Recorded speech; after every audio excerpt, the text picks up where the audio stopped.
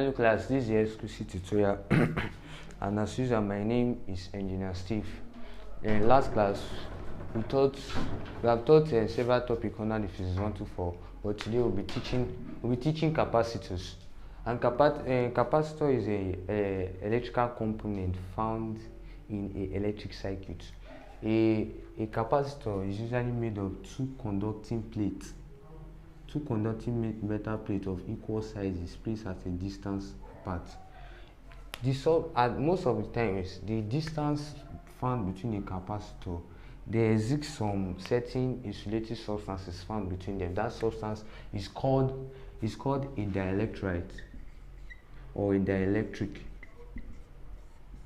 This dielectric may either be air or it may be gas, liquid, or different fluid substances. Majorly substance that doesn't conduct electricity to some extent. Then the types of capacitor, there are majorly four types of capacitor we have.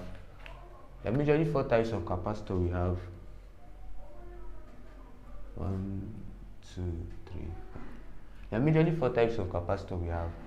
We have the Linding jar capacitor.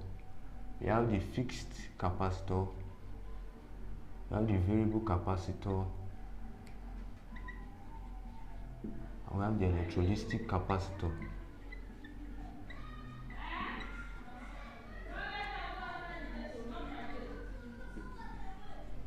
So, with the name Lindy, the Lindy capacitor is in form of a jar.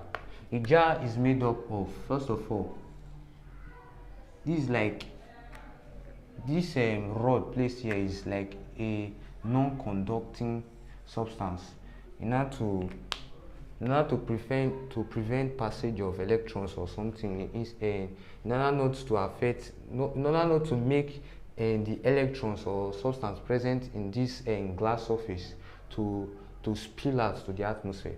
Then at the outer surface of the glass vessel of a Linding jar is two metal coating, one called the outer coating and the other called the inner coating. This coating is usually made up of a metal substance. This one is called the outer coating. This one is called the outer coating. Then this other one is called the inner coating.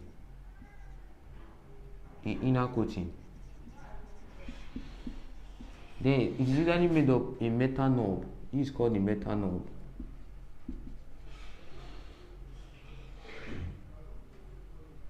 That is connected to the inner surface of the jar, and a metal knob, a metal rod, and this is an insulating substance.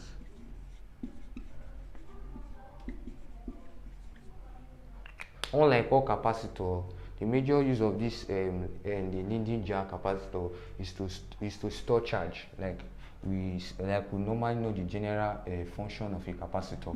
Then from that part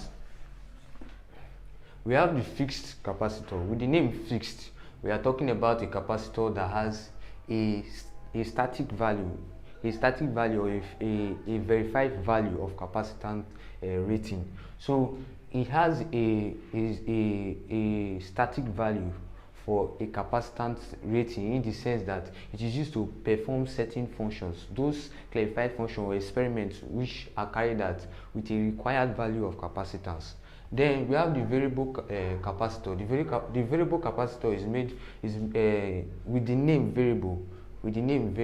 It goes with the fact that the capacitor changes value of its capacitance. That is, its value of its capacitor changes at a particular point in time due to the function it usually performs. The variable capacitor is made up of two semicircular plates, or rather a circular plate, that their overlap is usually adjusted in order to change the value of the capacitance. In between, these semicircular plate is usually made up of an aluminum foil rather. Then the distance between this semicircular plate is usually separated either by air or by oil as the dielectrolyte. Then the electrolytic capacitor. The electrolytic capacitor is made up of two aluminum foil sheets that are rolled. They are rolled in form of a circular substance in order to, and they're fixed in a non-conducting material substance that has terminal at its top. Terminal like a positive or a negative terminal at the top. Just giving an illustration so that you have a pictorial view of how electrolytic capacitor looks like. In between these two conducting material that contains the aluminum foil in it is a muslin bag. This muslin bag is made up of aluminum borate solution.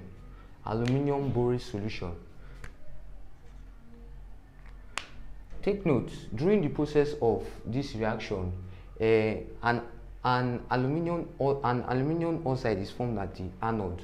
That therefore acts as the dielectrolyte between the dielectrolyte in this capacitor. That is the electrolytic capacitor.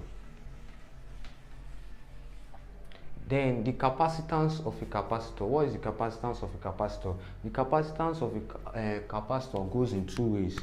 The ability of that capacitor to store is either the ability of the capacitor to store charge, or rather the ability of the capacitor to store energy. These are the basic two functions of a capacitor. Then the forms of capacitor. There are basically four forms of capacitors. You have the parallel plate capacitor. Let me write it here so it will be more bold. Let me write it here so it will be more bold. The forms of capacitor.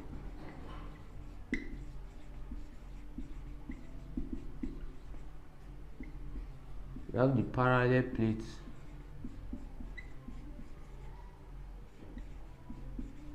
capacitor.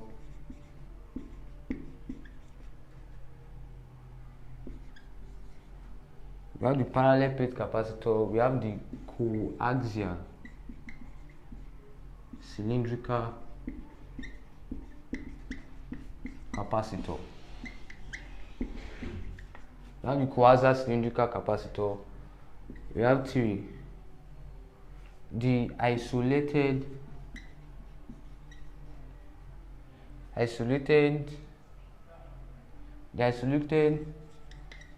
conducting sphere capacitor.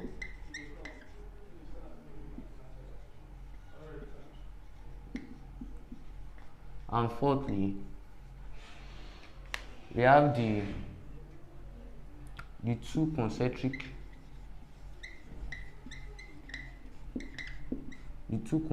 sphere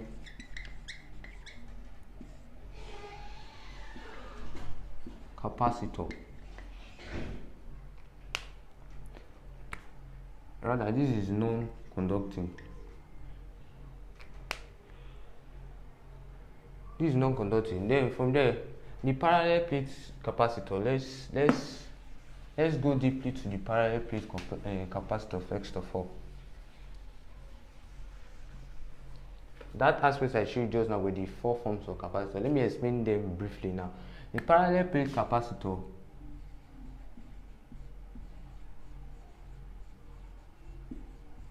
is made up of two conducting plates. One may be positively charged and the other negatively charged.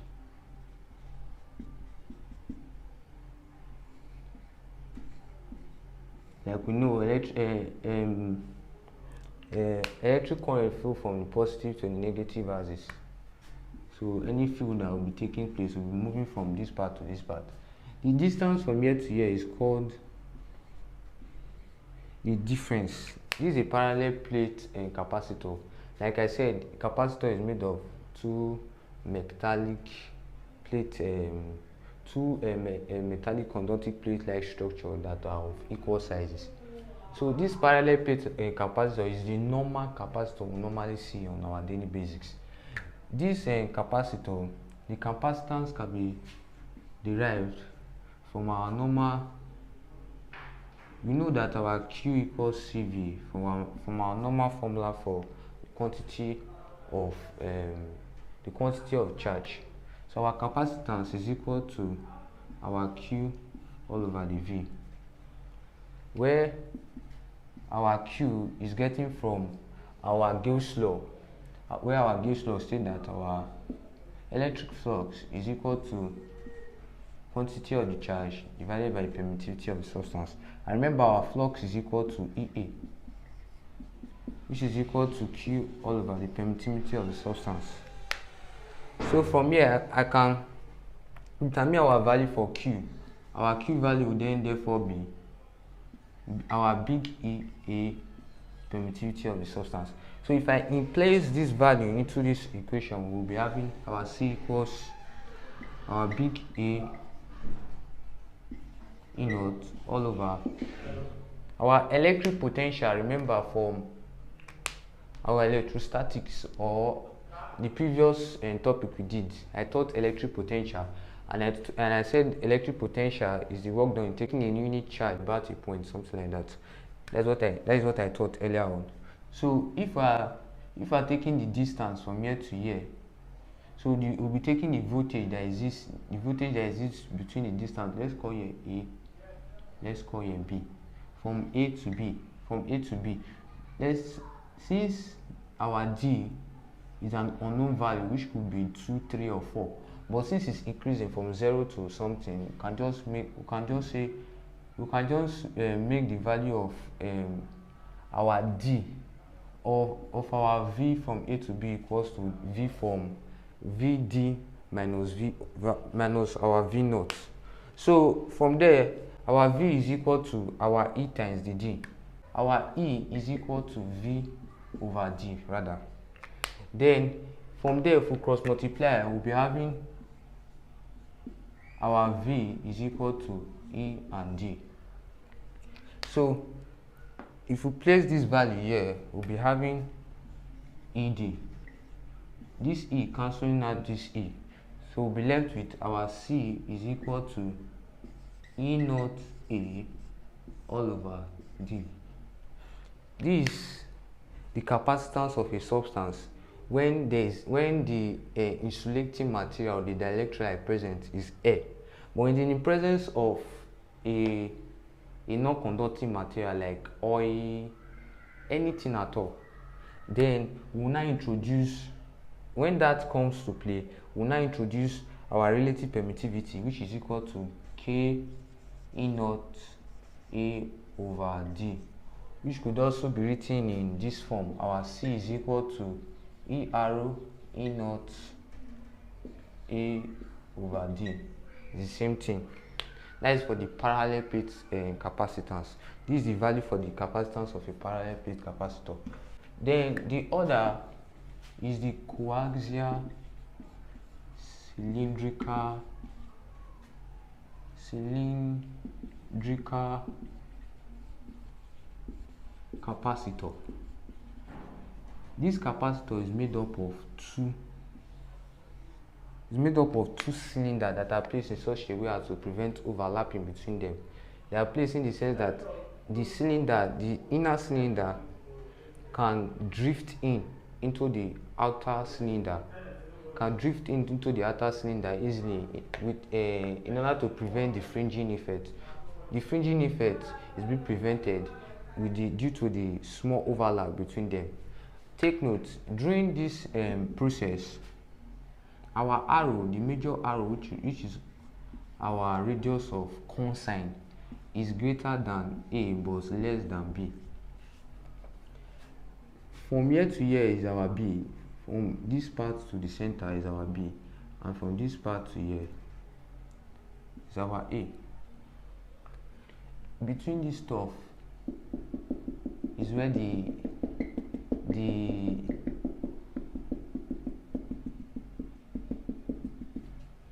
permittivity of the material, the non-conductive material which we are going to be placing, will be whether air, water, or anything. The substance will be considered will be placed between these two outer surface, between these two cylindrical capacitors rather. Then for the capacitance of this quasi-cylindrical capacitor, we'll be placing in mind, we'll be placing in mind our value of L for the gaseous surface. Take note, our L is also by far greater than our B, in order also to prevent fridging effect. I told you two things. The first one, the inner cylinder is being easily moved into the outer cylinder in order to prevent fridging effect, and our L is also by far greater than B in order to prevent fridging effect. So those are the two things you take note of. Then from there, how will I determine the capacitance? We know that our C is equal to Q over VAB, like we know earlier. So for this one, for this capacitor, we'll be using our Gauss law, which is equal to Q all over E naught. Remember, our Q is equal to EA. Our Q is equal to EA. Our electric flux is equal to E, which is equal to Q all over the permittivity of the substance. So from there, I can get our E to be equal to, I can get our value for E to be equal to Q all over E naught A, where our A is equal to the surface area of the cylinder. Since it's cylinder we are taking in mind, the surface area of the cylinder, so it will now be Q all over, remember the surface area is 2 pi RL, our E naught. After getting this, we can then introduce, after getting this, I've gotten our value for E. We will now remember that our VAB is equal to the E times the D. And our E from this question is equal to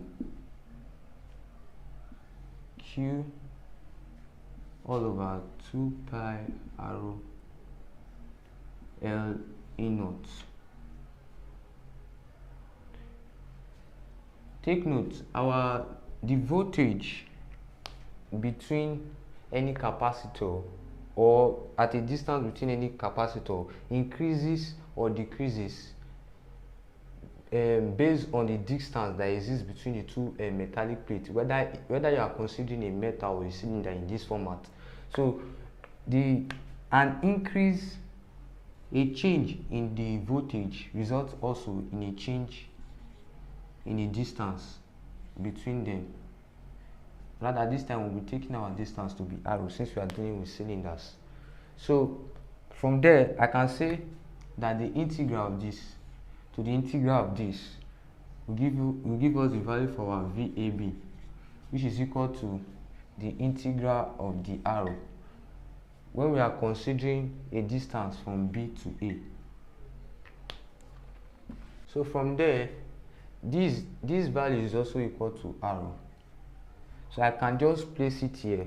Since we are trying to integrate the value for arrow, it can be VAB is equal to, can therefore be Q all over 2 pi L E naught, the integral of BA, the arrow all over arrow. And now from our normal integration, we know that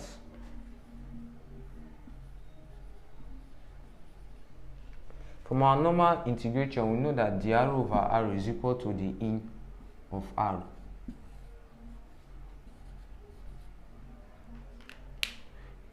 From normal integration, we know that our d arrow over arrow is equal to the in of arrow. Definitely we know that. So from there we can say our VAB is equal to Q all over 2 pi L E naught in A minus in B. From integration we are subtracting. So rather this is in B over A, in B and A. So it will be in B minus in A. So from our normal integration, whenever we are subtracting a in function from our normal knowledge of algebra or some other stuffs, we know that the in of B over the in of A is equal to the in B over in A. So we have gotten the value for our VAB. So we are now expected to get the value for the capacitance. Like I said, what we are dealing with is capacitors. So we just have to get the value for our capacitance. So if we are getting the value for the capacitance, our C will be equal to Q all over the VAB. So it will now be Q divided by, where our VAB is Q. Since this one we are multiplying it by this, we place it on top of the numerator. So it will now be times, so Q times in B over A all over 2 pi L E naught.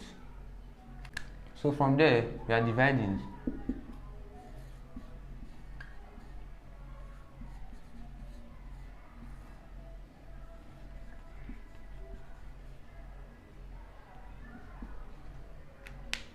So it will now be Q times 2 pi L E naught all over Q in B over A. So this can cancel out this. We'll now be left with 2 pi L E naught in B over A. This is therefore equal to the capacitance. This is therefore equal to the capacitance of a quasi cylinder capacitor. So we are done with this one. The next one we'll be considering is the isolated sphere, the non-conducting isolated sphere.